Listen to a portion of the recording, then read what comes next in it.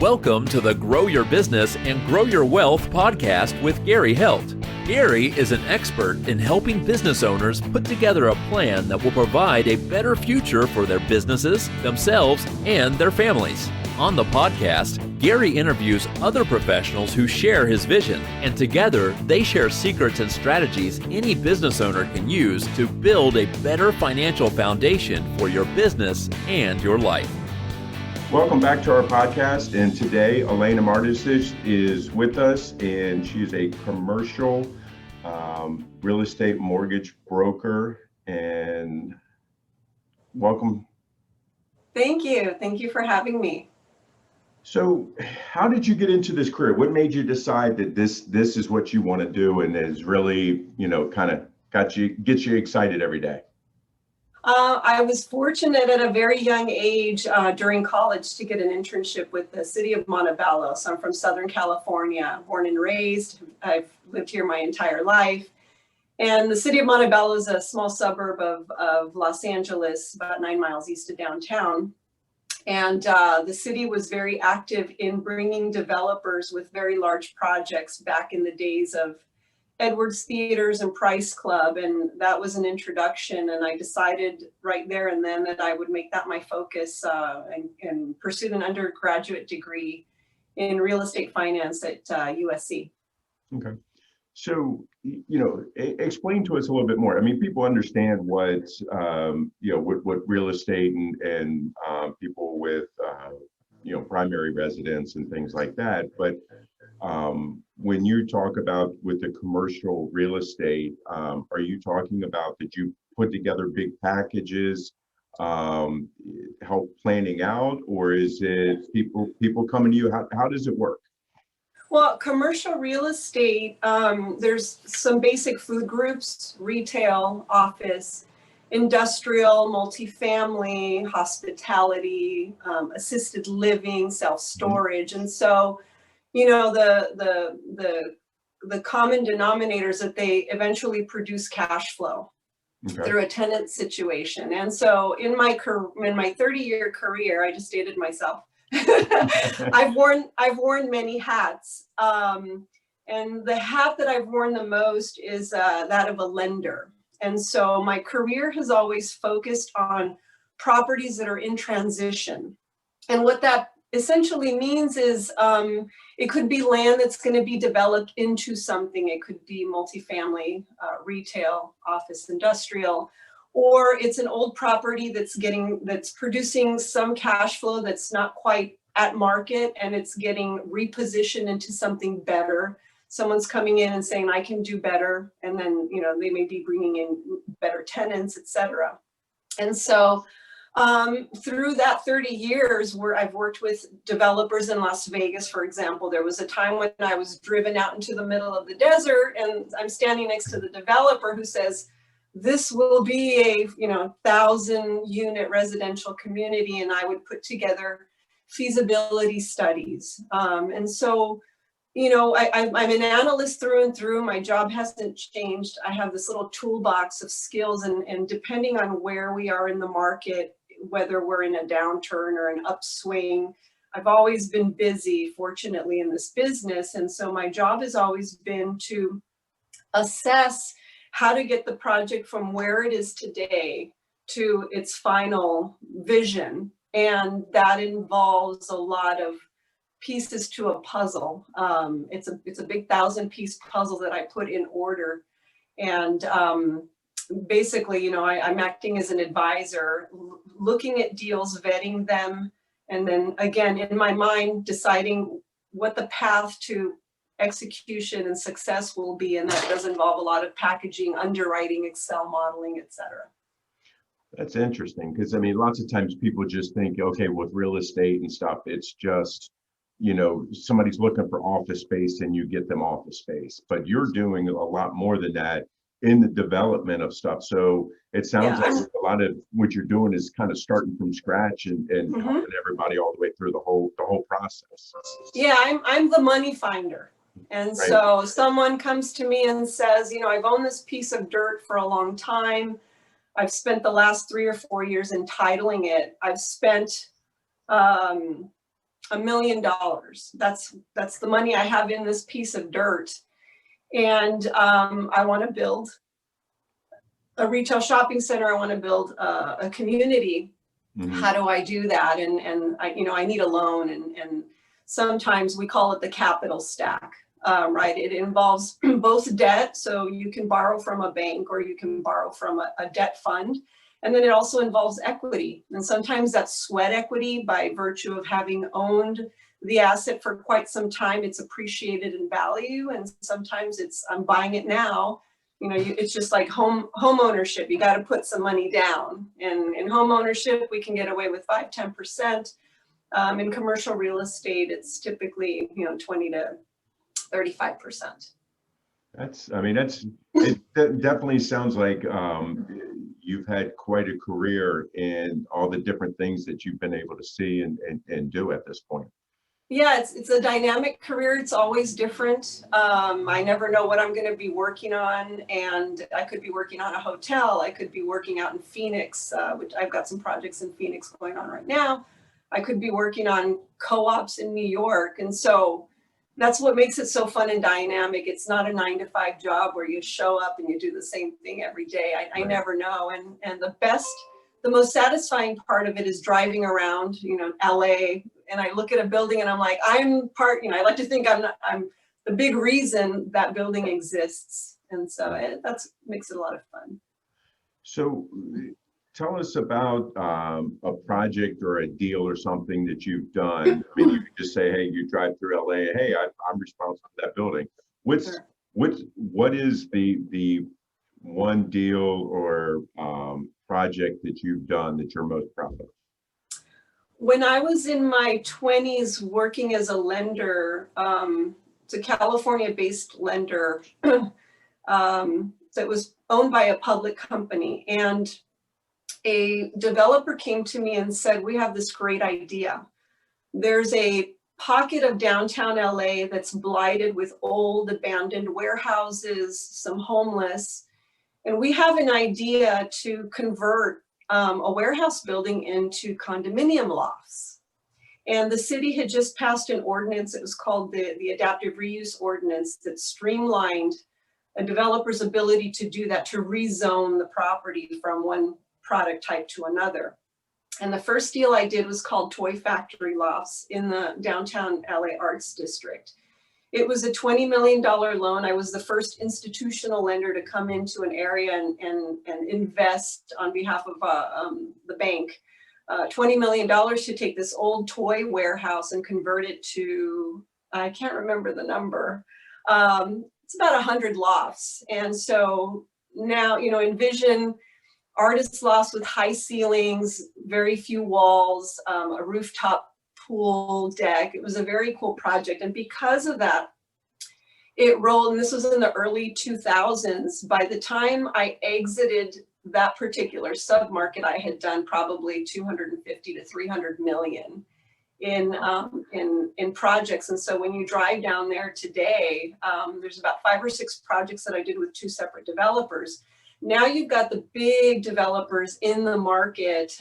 You've got Warner, you've got Lucky Brand, you've got a lot of big credit names that didn't exist there before. And I'd like to think that I was one of the pioneers in sort of jump-starting investment in that market, because the deals that I did worked so well and did very, very well for both my developers and obviously my bank. That's pretty cool. Very cool, yeah. Yeah, that's pretty cool. What are some of the questions that when somebody comes to you saying that they want to kind of get into the commercial real estate side of things, what are some of the questions that you wish that they were really asking you that they're not doing right now? Well, you said get into. I should probably describe my clients. Most of my clients are middle market entrepreneurs who have some track record. They've gotten their feet wet in the industry. Some of them have come to me and said, look, I've just been remodeling single family homes and now I want to build a duplex or a 5 or a 10 unit apartment community. What I would say is I wish they they'd come to me earlier on in the process. Okay. Because it's rare that I get a complete package that's ready to go out to market. Usually I'm the one vetting the deal and asking some really tough questions. I'm the interrogator. Right. And through that interrogation, and I ask the tough questions, what's your track record? And, you know, let's keep in mind that when we're in an improving market, everybody looks great. And my job is to think about what happens if the market turns. Can this individual or group weather that storm? And so I guess I always wish they would come to me sooner, because sometimes they're out of time and then I'm the one pressured to go solve these problems in a very short time period. So it's not so much the question, it's the timing of when they finally show up and find me. Yeah. We find that here also, in the fact of people go out, they set up their business, they start doing things, and then they come to us because then they're saying, oh, well, I need to now do a tax return. When it's like, okay, you really should have come to us ahead of time so we could have helped you get everything set up properly and get you set up with an attorney to make sure you got the right documents and everything else. So we kind of run into the same thing, and then we're caught cleaning up the mess, and we're the pressure seems to be on us. You talk about maybe the possibility of a downturn or something like that. What do you, I mean, with us being in COVID-19 and things being shut down and so forth, what is this doing to your industry right now? Well, certainly the industry has been affected, primarily retail and hospitality. And so part of, George Smith Partners, we don't just raise capital, we act as an advisor, and sometimes we end up acting as sort of a CFO. And so a lot of the projects that I was working on pre-COVID were put on hold, and we all had to pivot. And our clients started coming to us and saying, hey, how do I work through my existing situation with my current lender? And so, I've had to play that role in really maybe working through loan modifications or help, the deals get put on hold, they will resume, and really managing those expectations. And, because of my 30 years having been a lender, establishing relationships with capital sources that include banks and debt funds and institutional equity investors, it's really, they want to know what's going on. And the worst thing you could do, and I was, during the last big downturn, I worked for a US bank, and I managed a $300 million portfolio of non-performing loans. I had to stop being a lender, which I absolutely loved. I had to put on a different hat. And the best thing that you can do as a real estate investor is be transparent about what's going on. Lenders appreciate that, and you'd be amazed. The documents are set up very black and white. It's a very black and white world from a legal standpoint. But that doesn't mean that you can't call up your lender and say, look, something's happening that is not of my creation. I'm a victim of a macroeconomic environment. And so now I have cost overruns. Now my project is delayed. And, while they're not a partner, their job is to ensure a successful loan. And my job oftentimes is to come in and re-underwrite and give a realistic expectation of what we can now expect. And more often than not, actually, 99% of the time, the lender will say, we understand, we will forbear, we will not exercise our remedies, we will work with you, and then you have a successful outcome. And so, I find that the lender hat is the hat that I always put on, sometimes on a daily basis, because I understand where the pressure points are from both the lender's perspective and the equity investor perspective to help get that business plan done. I just closed a co-living project in San Francisco last week that, we went under application in March, and construction shut down. The existing lender had filed bankruptcy the summer of 2017 or 2018. There weren't enough proceeds in the existing loan to help complete this new business plan. The budget had almost doubled, but so had the pro forma, because they decided, hey, now we're going to pursue a co-living. And so developers pivot all the time. They're reacting to the market, and our job is to help organize that event and put them in a loan that's going to help them, you know, get through to the finish line. And one of the things that I did, you know, was I got the existing lender to waive a $50,000 exit fee, all because I just asked.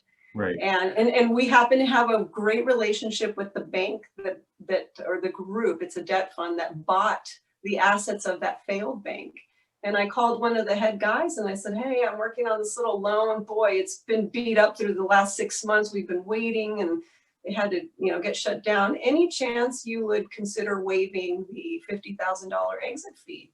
And they came back and said, yeah, if you can get it closed by next Friday, not only that, we'll waive the extension fees, we'll waive. So Oh, wow. it was probably worth, you know, $80,000, $90,000. And that's what happened. So I'm always looking for an angle to help my client. Right. No, it sounds like you definitely earned your money there. So, I mean, that's a great example of why somebody that is in or getting into commercial real estate should use a professional like you. What are some other examples of why somebody should use a professional like you when they decide to get into the commercial real estate side? So remember that I was a lender for 15 years and I worked on $1 million loans. You know, I remember the small burrito factory in Vernon. And then I've worked on $200 million loans. And I'm pretty agnostic. I don't go after the big deals. You know, 5 to 30, 40 million seems to be a good range for me. When I was a lender and I received a package direct from the developer, oftentimes it didn't tell me everything I needed to know. And unfortunately, I'd have to turn that business away.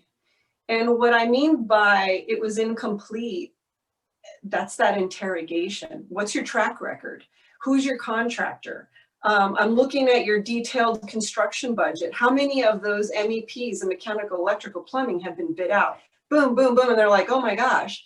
And so, you know, rather than having to charge double a fee and hold their hand, that's not my job. I'd say, you know what, here's the name of 3 mortgage brokers, go find one.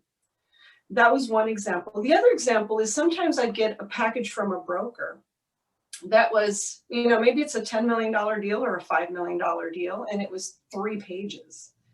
And there's 2 questions. One is, do you have control of this deal? And then say, well, what does that mean? You know, it means, are you the only broker working on this? Do you have an exclusive? And if they said no, I'd say, well, I'm not going to work on it because my time is valuable. How do I know? Who am I competing with? And the good brokers were always, even them, they were taken aback by the question, what do you mean, who else am I? You want me to tell you who else I've taken the package to? Absolutely, because I know my competitors. We're all friends. Right. And they would say, well, I'm showing it to this lender. And then I'd say, you know what? I know they're going to beat me out. I'm going to save you the time. They're going to give you a great deal. Tell them Alina said hi. And they would appreciate that. So a lot of times the issue I face today is developers, sponsors, they don't want to give me an exclusive. It's a non-starter. And oftentimes I have to tell them, I'm providing you services that you didn't even know you needed. And again, my focus is properties in transition. And by that, I mean, I look at the business plan and I find all the holes. Right. And it's a tough conversation because I'm kind of telling them what they're missing or what they haven't thought of or what they've done wrong. The good news is I can mitigate all that. Who's your contractor? What's their experience building multifamily? Well, they've only built high-end homes. You know, here I've got relationships with 5 or 6 general contractors in the city of LA. Go talk to a few. My job is to make sure that every penny required to get to the finish line is accounted for in the budget, so that when you close your loan, you don't have to worry about it. Your job is to show up every day on the job site, make sure it's getting done. I take care of the loan documentation. I make sure that they're in a good loan that gives them flexibility, because I don't remember a construction project that didn't go wrong. something always goes awry. Something always happens. And my job, I got into USC Law School. I decided not to go, but attorneys have been my biggest mentors. And so I always, as a lender, took a first crack at drafting that loan agreement. These aren't template documents you get off the internet. They talk about what if this happens, and the construction start date, and all the milestones that have to be met. And so my job still today, even though I'm a broker who gets paid a commission, I don't disappear. It's my brand and reputation. It's untarnished. I'm in it through and through because most of my clients are bringing me repeat business. It's a scalable relationship. And so it behooves me to make sure that they're in a loan the day that it closes, they're off and running. And I look at potential issues that could come up, and I make sure that there's some mitigant in the loan document that allows for that unforeseen, problem, and they're not, automatically in default and having to deal with a really negative situation. Right. So it's how do you tell someone, look, I've got 30 years as a loan workout officer, as an analyst, as an appraiser, as a consultant doing feasibility studies. It's 30 years of knowledge that, I don't ignore it. I bring it all, and it's on a spec basis. I mean, generally don't get paid until the deal closes. And sometimes deals are so complicated that, I end up, sometimes taking a small retainer up front just to get it going. I mean, it sounds like, you really have a very good holistic approach with it, where you kind of, besides that you've done everything, you have the people that are needed to do this, and you really bring a lot more to the table than just being a lender, which, I think is great, because so many times, there's people that get into different businesses, even if they've done this before, they're probably thinking about 8 or 9 other things, and you're kind of bringing them back to earth and, okay, here, let's make sure we get this done the right way. Yeah. That's pretty cool. I would, yeah. And then I have I'm right now I'm working on with a client who's buying land. He just put it under contract to build a 250 unit apartment community in Phoenix. The construction loan won't close for 12 or 13 months. Right. It's a $40 million deal. They're a husband and wife team. The family's been doing construction for 60 years. They're now the second generation. And they don't have millions and millions of dollars. And so, to give an example of what I do now, because I'm not a lender, but obviously I know what lenders want, right, is when you look at a capital stack, the full capital stack is 40 million. It's a combination of a $20 million loan and about 15, 16, whatever the math is, right, 17 million of equity. They're coming to me saying, look, we need to spend $2 million just to get the plans and the architectural and the engineering. So on it's called a full capital stack assignment. So on a $40 million deal, my clients are putting in about $500,000. Mm-hmm. I'm bringing in a co-GP who will invest the $1.5 million. So collectively, they form a joint venture to spend the $2 million to get to a point where they're ready to start construction. In about 4 or 6 months, I'll be talking to some institutional LP, passive equity investors, and I've got a few in New York who've already vetted the sponsor. They already like the deal, and they'll be putting in the $15 million check. Wow. And then about a month or 2 after that, I'll be talking to the construction lenders, because by then we'll be ready. So that's just the best example of the highest risk in terms of raising capital, because it's ground up construction, because it's so early on.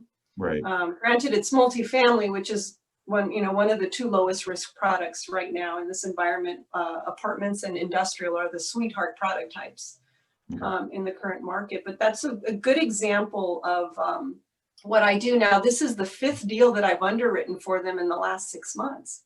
So suddenly I'm wearing their analyst hat. I play their analyst, and they'll come to me and say, we found another great deal. It's off market. We think we can get a good deal, Alina. can you help us vet it? So they're coming to me as early as possible. They're the best client because I can vet the deal and tell them, yeah, these are what the returns look like. If you can build it, because they're experts, they know that it'll cost $115 or $110 per foot. They have all those numbers together. In very short order, I can tell them, you know what, the returns work on this deal. Let's pursue it. And so we've pursued 5 or 6 deals, and this one's the first one to hit. So it's about a year's worth of relationship and work on my part, and now we have the real deal. Right. So it sounds like what you do, you have a long lead time before you get paid out for the work that you're doing. Yeah. So it definitely shows that you have a true vested interest in these different projects with these people, and it's a real partnership that you have to develop with everybody. Yeah. Yeah. So from your experience and seeing what's going on, and then now with COVID-19 and so many people working from home, what do you see happening with the commercial real estate market? I mean, do you see that businesses are going to, office space and things like that because of people working from home, that there's going to be more empty space? What are you hearing? Well, none of us have the perfect answer. It's too soon to tell. My perception is that, I hear those horror stories of people working from home with kids screaming in the background. They're like, I can't wait to get back to the office. That's not me. My kids are grown. Right. I've been working from home for about 25 years, and we do have an office. George Smith Partners has an office in Century City that I go to, a couple times a week. But I think that there's going to be some increase in vacancy across the board. There's stress, obviously, in tenants' ability to pay rents. Sometimes, you see a flight to quality. Office users of Class C buildings are able to move up into Class B buildings and so forth and so on. This might be the time when you weed out old Class C buildings and convert them to apartments. Right. So it's a big pivot. It's a big shift. It's something that we'll probably see the results of over the next 2 to 5 years. Okay. Retail obviously has been hit really, really hard. I'm out in the market every day talking to lenders, and some have said we're not looking at retail. If we're looking at retail, it's big box users, neighborhood, grocery anchored, obviously, grocery stores, anything that's a service provider that's always needed. But if you have a neighborhood shopping center that's got a lot of mom and pop nail salons, it just means that lenders are being far more conservative. They're adding a lot more belts and suspenders to the loans that they do. So the money's still out there. Right. Deals are still happening. Buyers are still buying. Sellers are still selling. Loans are still getting loans are still getting done, except that, there's more conservative underwriting on vacancy. We're no longer writing these 3-4% upticks per year on rents. It's maybe flat for the next 12 to 18 months. So you just have to, focus on where can things continue to go wrong and mitigate it, whether it's through maybe, additional reserves. We saw with stabilized apartments, for example, those have the benefit of really favorable long-term pricing from the agencies. And for a while there, in April, May, June, they were saying, in addition to this loan, we're going to have to add 12 to 18 months worth of debt service into the loan. And that typically meant that the loan proceeds were hugely affected, and some of those borrowers had to come up with more dollars to close. But they said, look, as soon as we pass the 3 or 6 month mark, we'll give you all that money back. And now we're in September. A lot of those agency lenders have relaxed some of those underwriting standards. So things seem to be getting a little bit better. I know there's a lot of discussion, like with the movie theaters and stuff like that, talking about, are they going to be able to stay in business or not? And those are just big spaces, and what's going to happen to these. I know that in our area with some of the, like Lord and Taylor's and stuff like that that are going out of business, which have been the anchors in these malls. What's going to happen? And that's really starting to concern people, because obviously, if you have vacant properties, it's not good for the community at all. Yeah. Well, malls have been around since the 80s, and over the last 10 years, there's been a great focus on the longevity of the traditional mall. That's this big, giant box with these little tiny doors, and people walk into them, and they've been suffering for quite some time. A lot of the large mall owners like Westfield and Simon have done a great job of rethinking the mall and making it, you've seen outdoor. Right. Malls actually get the roofs taken off. There was a lot of focus pre-COVID on creating a lifestyle, creating an experience. And unfortunately, it seems that those retail properties that weren't, caught up with that new trend are really suffering. And so I think that's just going to continue. But, movie theaters, I don't know. I don't. Yeah. That one's it's unfortunate, because Disney did buy quite a lot of studios, and so they're one of the it'll be interesting to see how they approach it, but beyond that, I haven't put a lot of thought into theaters. Right. Yeah. So, again, you said you've been doing this for 30 some years now.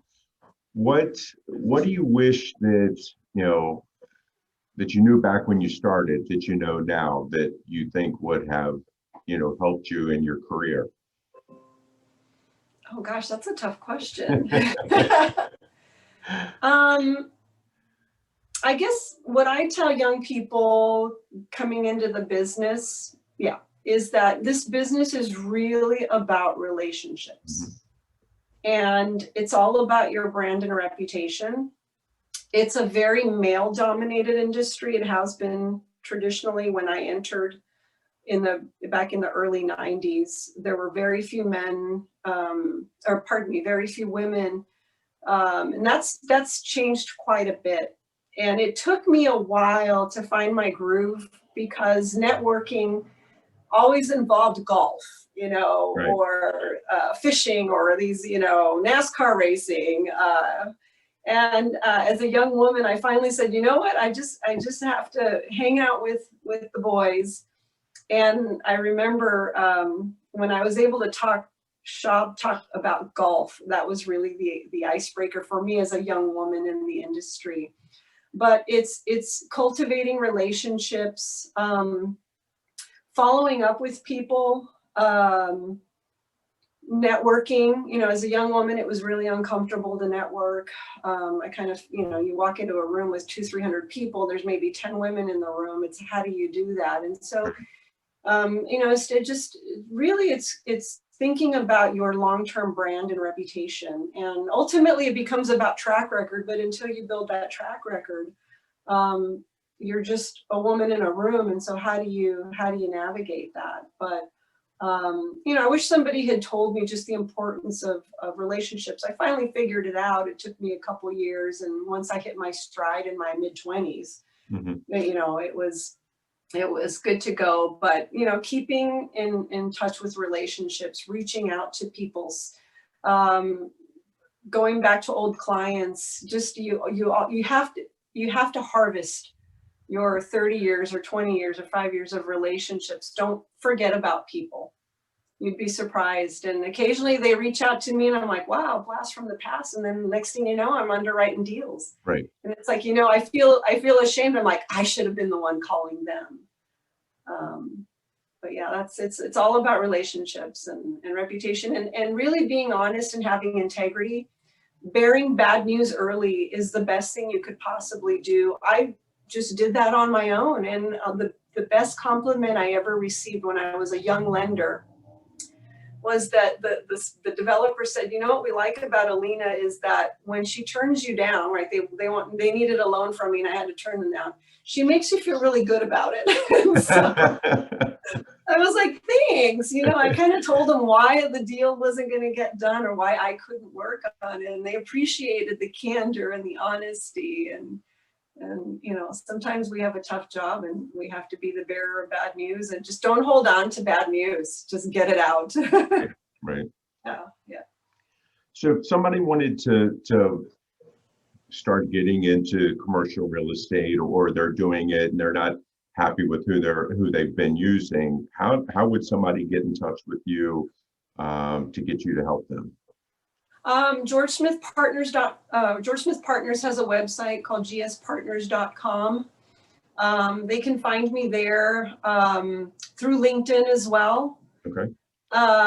We're a boutique firm. We have 14 originator teams, a staff of about 50 professionals, work the whole spectrum of financing from ground up development to, trophy Class A stabilized assets. We work all across the country. Occasionally, I might consider or dabble a deal out of country. But yeah, gspartners.com or LinkedIn. Okay. What one last question for you here. What is the biggest challenge that you're facing now?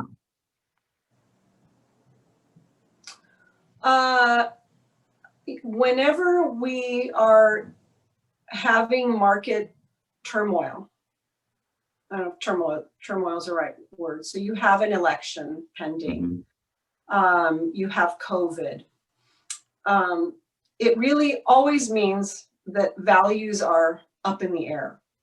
And anytime values are uncertain, everybody they see a greater amount of risk. And so the biggest challenge for me right now is, how do you value a property? How do you value a property in the current environment that's cash flowing? How do I value a property that doesn't yet exist, that's going to be ready for occupancy in the next 12 to 18 months? And the biggest challenge is appraisals and lenders. So lenders see a lot of risk in the market. They're going to be more conservative. And so sometimes that means we have to go raise more equity. That creates, additional time and resources. Appraisers are being very conservative. The last two multifamily deals that I closed, one was halfway through construction. Actually, both were halfway through construction.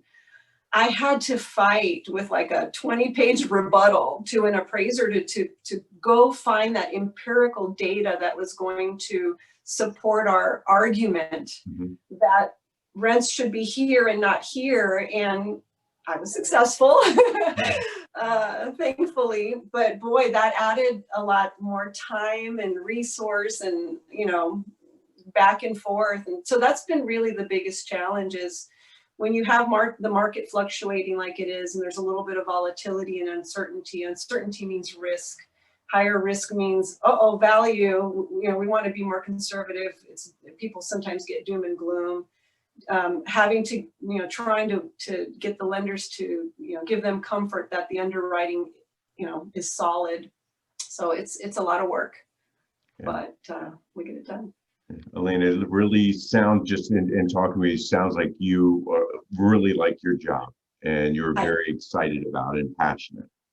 Thank you. I am. I think you need a passionate broker. And right. I want to give my clients comfort that their deal has a great chance of getting done. I have a stellar track record as a lender. As a broker, it's once we put the business plan, and sometimes it's a 20-page pitch deck, sometimes it's 50 pages, whatever it takes.